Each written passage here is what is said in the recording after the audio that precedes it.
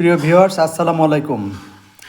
আজকে একটি সুখবর দিব, সেটা হলো এই পার্সোনাল ইনকাম ট্যাক্স জমা দেওয়ার সময় সরকার আরও 1 মাস বৃদ্ধি করেছে। অর্থাৎ আপনি 31 জানুয়ারি 2026 পর্যন্ত পার্সোনাল ইনকাম ট্যাক্স জমা দিতে পারবেন। যেটা 30শে নভেম্বর ছিল সেটা 31 ডিসেম্বর হয়েছিল।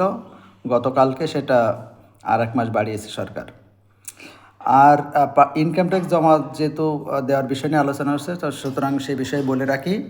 সেটা হলো, এখন তো অনলাইনে ইনকাম ট্যাক্স জমা দেওয়া যাচ্ছে, পার্সোনাল ইনকাম ট্যাক্স। সেই ক্ষেত্রে আপনারা যারা আগে পার্সোনাল ইনকাম ট্যাক্স জমা দিতেন, হার্ড কপি যারা জমা দিতেন বা আমরা যারা জমা দিতাম, সেক্ষেত্রে সমস্ত দলিলপত্র, সব রেকর্ডপত্র, সমস্ত ইন্স্যুরেন্স, এফডিআর, জমি ক্রয় বিক্রয় বা কার বা ভেহিকালস, গাড়ি বাড়ি, এগুলো দলিলপত্র আগে অ্যাটাচ করে একটা ফাইল করে জমা দিতে হতো।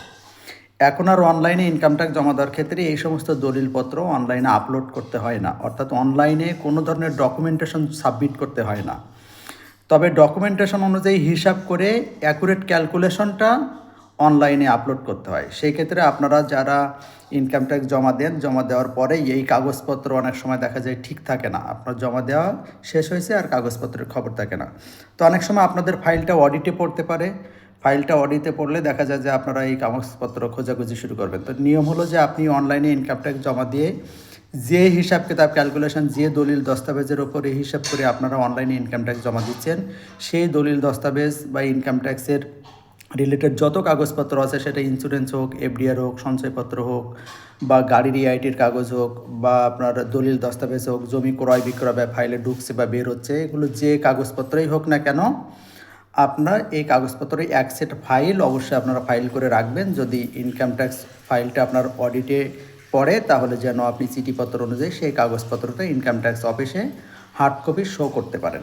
তার মানে বিষয় হলো, আপনি ইনকাম ট্যাক্স অনলাইনে আপনার কাগজপত্র সাবমিট করা লাগতেছে না, এই কারণে আপনি অলসতা করে আপনার ইনকাম ট্যাক্সের রিলেটেড কাগজপত্রগুলোকে এলোমেলো করে রাখবেন না, একটা ফাইল করে রাখবেন, যাতে ভবিষ্যতে সিকিউরিটির জন্য, নিরাপত্তার জন্য, আপনার যদি কখনও অডিটে পড়ে ফাইল, আপনি যেন সেম কাগজপত্রটা একটা ফাইল আপনি এনবিআরে জমা দিতে পারেন।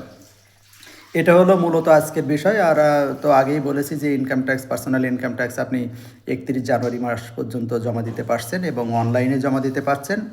আর অনলাইনে জমা দানের ক্ষেত্রে আপনার সতর্কতা হলো যে আপনি অ্যাকুরেট হিসাবটা, যে যদি জমি যেটা কিনছেন, জমির কেনার সময় বা বিক্রয়ের সময় যে ইনকাম ট্যাক্স দিচ্ছেন, বা আপনার যে বিজনেসটা আছে সেটা প্রফিট লস অ্যাকাউন্টস করে যে ট্রেড লাইসেন্স আছে সেখানে যে ইআইটিতে দেওয়া আছে, অ্যাকুরেট হিসাবটা জমা দেবেন এবং একটা ফাইল করে রাখবেন, যাতে ভবিষ্যতে আপনার এই ফাইলটা থেকেই আপনার যত প্রকার ইনকোয়ারি আসুক বা চিঠিপত্র আসুক বা ফাইল অডিটে পড়ুক, আপনি যাতে নিরাপদে সেটা স্বাচ্ছন্দ্যমূলকভাবে আপনি জমা দিতে পারেন।